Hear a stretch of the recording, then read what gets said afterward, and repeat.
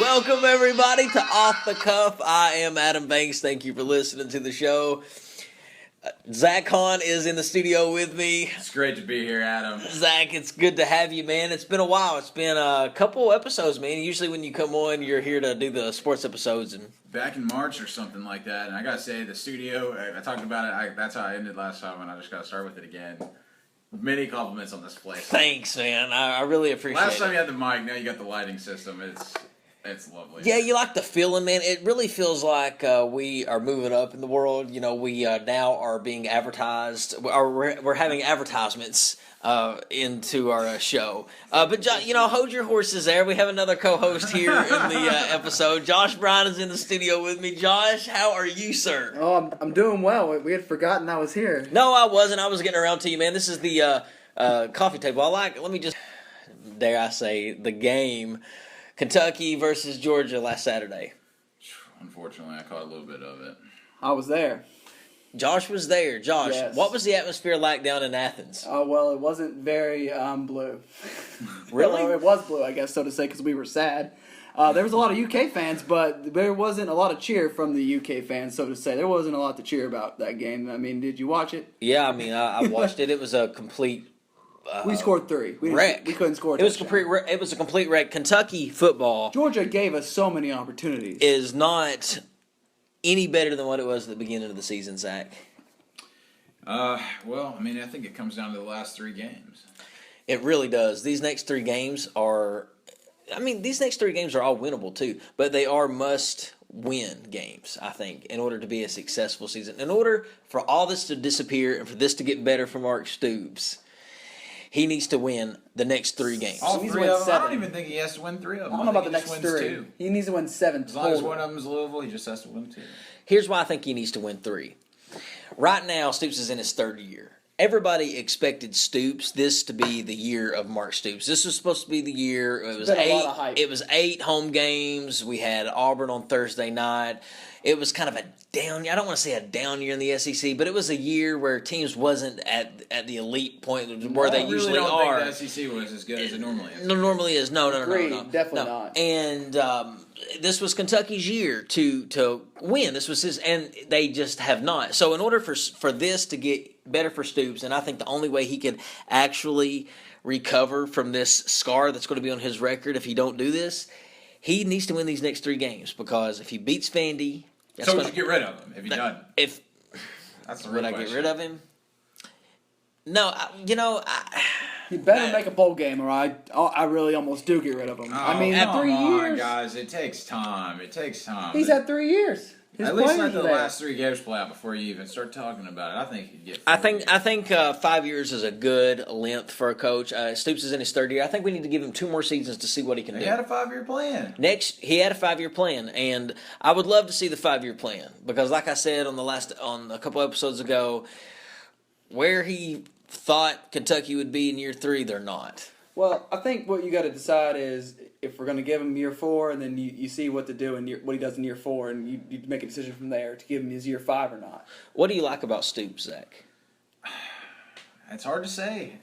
Sometimes. I'll give you that, but I mean, is it his? I like his recruiting ability. Is it his personality on the sideline? I like his recruiting strategy. He realizes that Kentucky can't go into the Deep South. We can win Kentucky, and we might get a player or 2 out of Tennessee sometimes, but for the most part, you got to get Ohio. Okay, you like his recruiting. You say you like his recruiting. Like most people, that's what everybody is going to say when they talk about Mark Stoops. It's his recruiting. That's the one thing I like about Mark Stoops, but that's it. That's the only he's thing. very confident. That's the best thing he Recruiting does. is- Confident. It's recruiting. He's confident at recruiting. Yeah, That's what I'm saying. It's the best thing he Do you not does. think recruiting is important in college football? it is. It is. But if your players can't execute, what's the point? You have to be a psychologist in a way I'll to be tell a you coach. another You have to person- get these players to play together. I'll tell you another person. You got to coach these players. What about Shannon Dawson? What do you think about him? I don't like Shannon Dawson. I think here's what's going to happen, Zach. In order for Stoops to be, because Stoops is not going to win these next 3 games. He might win 1, but he's going to be in trouble. He's going to be in trouble at the end of this season. And what Stoops is going to have to do at the end of the season, he's going to have to make some adjustments in his coaching staff, and he's probably going to have to start with Shannon Dawson. Shannon Dawson's got to go. After 1 year? Yeah, Shannon.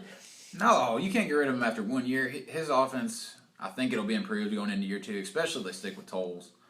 I mean, they'll have a really good knowledge of the offense. I think the execution will be better. The offensive line, if Stoops is as good at recruiting as he's been advertised, then the offensive line should finally be there next year. And Okay, so be a next good year, if team. it's not, what happens? If it's not next year, we're in the same boat next year. Yeah, could be. That's the risk you take. I mean, that's why I'm saying the jury's still out on it. I mean, we'll see. If they can get to the bowl game this year, win or lose, they'll have a whole extra month of practice, and I think that'll help the execution as well. And then the risk for next season becomes less. But that's what I'm saying. These last 3 games are huge, and I feel like you've just already decided that you're against Mark Stoops. I feel like you're just going to be the thorn in his side. So you keep giving me these reasons, but they don't make sense. You think I'm in the stands cheering against Mark Stoops? No, yeah, against Mark Stoops I do, but at the same time, I know you're cheering for Kentucky. Okay. You do kind of seem to cheer against Mark Stoops a little bit. Oh, Josh agrees. Yeah, Okay, it's clear. just let me defend myself really You quick. make it clear. I do not. You guys are wrong. I do not sit in the stands and cheer against Mark Stoops. I want Mark Stoops to win. I want Mark Stoops to succeed. I'm just being a realist and speaking what's the truth and what's going to happen. Mark Stoops, if I thought he could win, I would say, hey, I would come on here and I would say, hey, I think he can win. I'm not going to lie to our listeners. I have very devoted listeners, and I'm not going to lie to them. I don't think Mark Stoops can beat Louisville. I don't think Mark Stoops can beat Vandy. I think we're going to pull out the Georgia win. I mean, but I think it's going to be a real disappointment down in Nashville Saturday. You think we're going to pull out the what win? We're going to pick up. We're going to pick up Georgia, that's what he said, right? Yeah, we already pulled played that one out. You already played Georgia. Vandy. Maybe you aren't rooting against Mark Stoops then, because I thought you would have known that. Who do you think? I know I couldn't think of this name, but who I think would make an excellent coach at UK, and who I think we could realistically get talking about realistic expectations is Mr. Mark Richard from the Georgia Bulldogs. I think that Mark Richard? Yes, Mark Richard. I think Richie. Richard. What's his last name? Rickett. What's his last name? Josh, did you know his last name? What was it? I don't. Is it Rick? Wow, Is it Why do Rick? you guys want to bring him here? Okay, His here's name. why. I think that he would make UK competitive every year. I think we would win. We would go to a bowl every year. It would be a decent bowl every year. There's not much pressure here for football like he had at Georgia. I think he would be very happy here. I think it'd be a good fit. I think the fans would like him. He'd get us to a bowl every year to be a decent bowl. And he'd put excitement back into the program. He could realistically come here. Georgia's about to get rid of it. Why do you want to be that step down program? Why do you want to hire somebody that wasn't good enough at another school in the SEC? That's just the way the whim of the coaching world works. You get rid of a if in coach. basketball, we'll switch this topic. We could here. say that about anything with coaching If- changes. I won't use Calipari because it'll seem ridiculous, but Okay, use Tennessee. They Texas just fired. What's his all right. name? Rick Barnes. If Tom Crean got fired from Indiana, Okay. and then Nebraska hired him, would you take Nebraska basketball seriously? Yeah, I would, and here's why. I said Rick Barnes, for instance. He got fired from Texas. Rick Barnes is a good coach. Tennessee just hired Rick Barnes. Are you saying now that Tennessee is not a serious contender? He was at Texas. Yes, he was at Texas. He got fired because he wasn't good enough at Texas. Texas fired him. They hired Shaka. I would feel like in that situation, in that scenario, Rick Barnes, the expectations that Texas had for him were a little too high. Like, they got Kevin Durant at one time. Right. And they had a consistent program, not every year, but for the most part, they were right there. And I don't know what they expect for Texas. Like, there's a lot of schools down there. And that's pretty solid. It's not really a basketball state, you know? So I don't know who they're going to get better than Rick Barnes, but I wouldn't want, if I was a Tennessee fan, for us to hire somebody that just got fired. Pretty good rebound, though, I think, for Rick Barnes. I think Tennessee was a really, really good rebound for Be him. better than, what's his name? Cusano Martin? Konzo Martin. Konzo Martin. Konzo went from Knoxville to California. You know, Rick Barnes went from Austin, Texas to Knoxville. I think, that's I felt like they didn't give Konzo a fair chance there, really. They gave up on him very quickly. very quickly. I agree. Konzo went into a bad situation, and he went to the Sweet 16 his last year, but they were putting a lot of pressure on him. They were wanting, Tennessee was wanting to be. Pretty solid, man. It's pretty solid. For Tennessee, yes. How many Sweet 16s did Bruce Pearl have? You got the computer over there. Bruce Pearl's had a couple. I cannot get this internet All open. right. I'll look it up. The password's Stumping Banks. What is it? The password on the phone was I think it was like a finger. It's just a swipe. It was like a swipe type Too password. advanced. Yeah, but Bruce Pearl. Speaking of him, he's at Auburn. This is his 3rd year at Auburn. Bruce Pearl Got him. is about to be ball to the wall good at Auburn next year. Probably. this I wouldn't season? doubt it. I Yes. believe it. And who in the SEC who I think is very overrated and and who is overranked is Vanderbilt. Yes. They're overranked. Yes, they have Vandy number 2 in the Vandy's SEC. got a heck of a home court advantage, though. What are they? But what are they? Are they even ranked nationally though? Yeah, they're supposed to be like one of the best Yeah. teams in the SEC this year. Yeah, Them number 2. And, And in the LSU's country. got a good ranking. Yeah.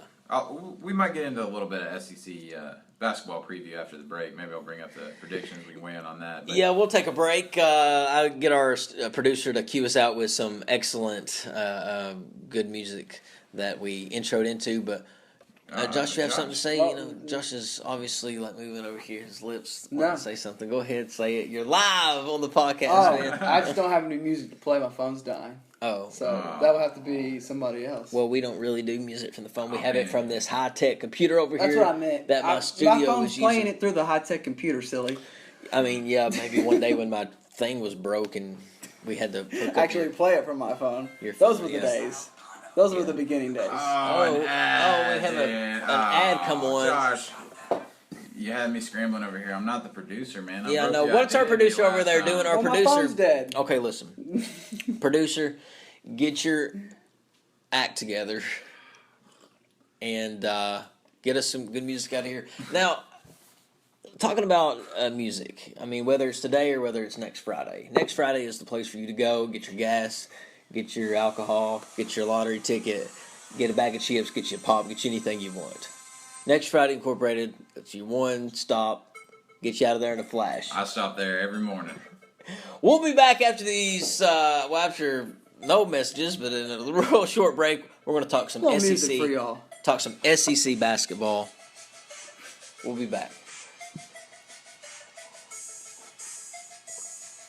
Welcome back, everybody, to Off the Cuff. I'm Adam Banks, Josh Bryant, Zack Hahn here with me. The SEC in college basketball, I think, has been weak for years. This year, I think it's a year that could be a top 3 conference in college basketball. You have, of course, a highly ranked Kentucky Wildcats. You have LSU high. You have Vandy, that's ranked nationally as well. And Occasionally, the SEC does have a good season in basketball. Maybe this could be the And year. Florida's going to be decent as well. Now, Florida, I think, is on the downfall. I don't think Florida's going to be anything like it was under Billy Donovan. finally left. He finally left, which was a huge hit to the SEC. I agree. Yeah, definitely. Anytime you lose a prestigious coach like that. Well, definitely and not hurts only the was he college. prestigious, he kind of was the face of the SEC. Anytime you lose he was the longest coach in the SEC. Yeah, he was definitely the senior Yeah, man. he was the coaching senior. circuit. Like when you thought of the SEC, you thought of people like Billy Donovan. Not only that, anytime you can repeat in college basketball, that doesn't happen very often, especially today because it's more challenging to win a national championship, period. So if you can repeat in college basketball, you're you're a Hall of Famer, Right. regardless. Yeah. I mean, your name is going to go on the rafters. Agreed. They're going to hang. So gonna hang yeah, on it's a banner. big hit. Yeah. So Billy Donovan's gone. Coaching the Thunder. Now That's a good situation to go into. but you summarized it well the other day. What'd you say? You remember? If not, I'll remind you. Talking about no, I don't remember. You said that he's going to get outshined by Kevin Durant and Russell Westbrook, and I pretty much wholeheartedly agree with that. Easily. Yeah. They are the superstars on that team. Kevin Durant, and Russell Westbrook. Russell has been breaking records lately, and Kevin just coming back from surgery and winning MVP before. They already outshine him. All right, so Kentucky's the consensus preseason number 1 in all of college basketball, so naturally that puts them at number 1 in the SEC. Right. Let's see how far down we have to go this year to find some competition. Vanderbilt coming in at 36. This is according to the Massey ratings, a very popular computer poll. You know, the last 7 years that Calipari's been here. Well, ladies and gentlemen, we're going to wrap things up here. Zach, I want to thank you for joining me. Josh, you as well. Always a pleasure. Producer, if you could get us some music queuing back up here. My producer's over there. same one. Would that be lazy? No, we didn't get to hear very much of it. No, I was wanting to hear. Sure, I was wanting to hear more banjo music, if all possible. Banjo music. Yeah, the music that we introed to. That's what I was. All right. Well. That's what I. Banks has an old soul. Yeah, I am an old soul. I wear sweatpants and long socks to bed. I am an old soul. No, I'm kidding. I was gonna say, with the blanket. If you guys could only see the looks that I get on the podcast, you guys would want to turn this into a and the TV people show. Crossing on the street, they always like to poke their head in and look. Oh yeah, Through the absolutely. big Yeah, glass windows. It's always Thanks for fun. having me, Adam. It was fun. it was fun. Gonna play a little tune called the Bluegrass Breakdown. Make 'em Ooh, feel I like like this. But yeah, ladies and gentlemen, thank you for listening to the show. We'll see you in the next episode. I can't wait to see you next Friday tomorrow morning. Get my cup of coffee on the way out. It's gonna be a great time. If I was in the Wayland area, that's the one thing I'd recommend to all the folks out there. Stop at the next Friday at Wayland. Where's the address on it? It's Wayland, Kentucky, King Kelly Coleman Highway. Yeah, I want the local folks to know where it's at. You heard of it. Right Come next. on in, grab a cup of that coffee out here. It might even be from McDonald's. It might even be, well, it is beside the Wayland High School, which is shut down. Only takes a minute. It only takes a minute. We can What are the call. road numbers? I have no idea. Well, that's fuck the local folks again. They The know local where it's at. folks, they know where the old Wayland High School is, the Wayland Wasps. We'll see you, ladies and gentlemen.